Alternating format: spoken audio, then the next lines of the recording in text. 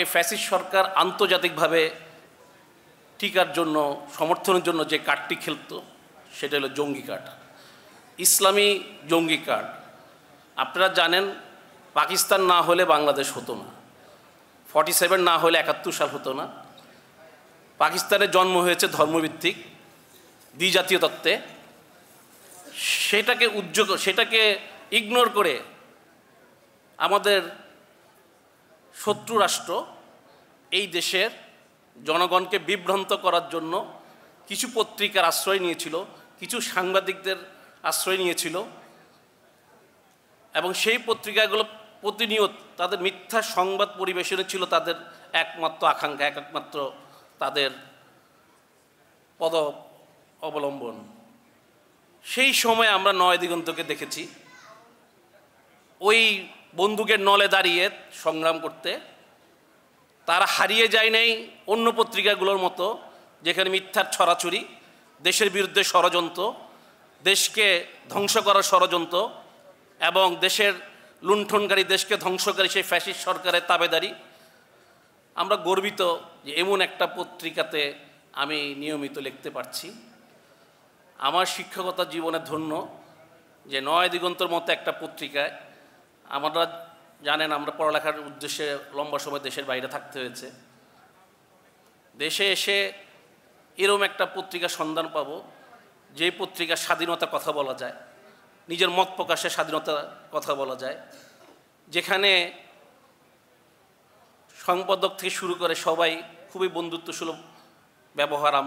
আমি অবশ্যই প্রশংসা করি খলিল ভাইয়ের, নয় দিগন্তের সম্পাদক, যিনি আমাকে লিখতে উদ্বুদ্ধ করেছেন।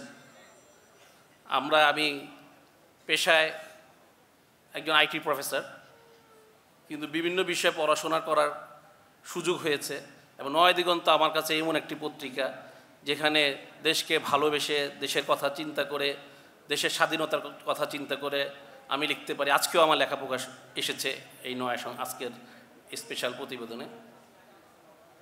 আমি আরেকটি বিষয় নয় দিগন্তের কাছে প্রত্যাশা করি, যেই বড় বড় পত্রিকা যাদেরকে আমরা বলি, যারা এই দেশের ধর্মপ্রাণ মুসলমানদেরকে নিয়ে মিথ্যা নাটক সাজিয়ে, জঙ্গি নাটক সাজিয়ে তার বিশ্বের দরবারে প্রতিষ্ঠা করেছে এই দেশের ধর্মপ্রাণ মানুষ মানে জঙ্গি। আমার এখানে আরেকজন শ্রদ্ধাভাজন ব্যক্তি এসেছেন, আমাদের সম্পাদক মাহমুদুর রহমান, ওখানেও আমার 2-4টা কলম লেখার সুযোগ হয়েছে। মাহমুদুর রহমান সাহেব কন্টিনিউয়াসলি লিখে যাচ্ছেন সেই জঙ্গি ঘটনা, জঙ্গির নাটক।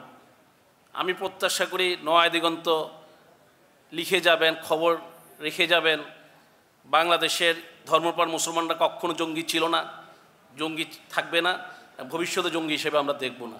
এই পুরোটা একটা বানোয়াট, একটা বাইরের কনস্পিরেসি। তাদের পেইড লোকেরা এগুলো প্রচার করে, তাদের পেইড মিডিয়াগুলো এগুলো প্রচার করে। নয় দিগন্ত তাদের জন্য অন্তরায়। আমি সম্মান জানাতে চাই, আমি দোয়া করতে চাই। বিক্ষত পরিচয় কি? ফলেই পরিচয়। নয় দিগন্তের প্রতিষ্ঠাতা শহীদ মীর কাসিম আলিমকে আমি দেখি নাই কোনো সময়, তার ফল দেখে বুঝতে পারতেছি উনি কি মহান কাজ করে গেছেন।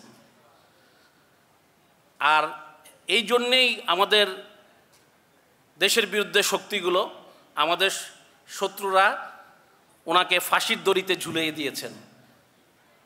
যেই দেশে বীরের সম্মান হয় না, ভিলেন নায়ক হয়ে যায়, নায়ক ভিলেন হয়ে যায়, সেই দেশ এগোতে পারে না।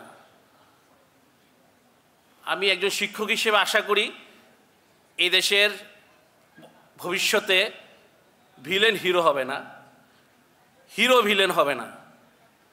আমরা আমার জাতিকে, আমাদের ছাত্রদেরকে অবশ্যই তাদের ব্যাপারে জানাতে চাই, যেন এই দেশের সৎ শাসক, সৎ প্রেমিক এবং সৎ ব্যবসায়ী তৈরি হয়, এবং দেশকে ভালোবাসে, দেশের জন্য চিন্তা করে এমন মানুষ তৈরি হয়। শহীদ মীর কাসিম আলিমকে দেখে যেন আমরা সেটা উদ্বুদ্ধ হই। আমি আরেক দফা শহীদ মীর কাসিম আলীকে বুঝতে পেরেছি যখন ওনার ছেলে আরমানকে, ব্যারিস্টার আরমানকে দেখেছি গুম হিসাবে, তখন বুঝেছি যে তারা সত্যি সঠিক পথে আছে, আমাদের শত্রু রাষ্ট্র এই দেশে তাবেদার তৈরি করার জন্য এমন কোনো পন্থা নাই যে তারা করেনি। এই দেশ নামে তো বাংলাদেশ, চলে আরেকজনের ইশারায়। এই দেশের আরও রাজনৈতিকভাবে যদি চিন্তা করি, এই দেশের আমি নিয়মিত ন্যাশনাল সিকিউরিটির উপর কাজ করি, ন্যাশনাল সিকিউরিটির উপর আমি লেখালেখি করি। আমি দেখেছি এই দেশের ন্যাশনাল সিকিউরিটির অন্যতম বড় থ্রেট এই দেশের দুষ্ট রাজনীতিবিদরা। তারা এই দেশের জনগণকে ধোঁকা দিয়ে প্রভু দেশের উদ্দেশ্য সাধন করার চেষ্টা করে। আমরা খুবই লজ্জিত যে আমরা যাদেরকে খুব সম্মান করি, আমরা ভালোবাসি, তারা এই দেশের না হয়ে ভিন্ন দেশের কাজ করে। আমি পরিত্রাণ চাই এই জাতি থেকে, আমি পরিত্রাণ চাই আমাদের জনগণ থেকে, যেন এই ধরনের দুষ্ট রাজনীতিবিদদের মুখোশ উন্মোচিত হয়, যার ভূমিকা আমি প্রত্যাশা করি নয় দিগন্ত করে যাবে। নয় দিগন্তের এই সংগ্রামে আমরা সবসময় সঙ্গে থাকব ইনশাআল্লাহ।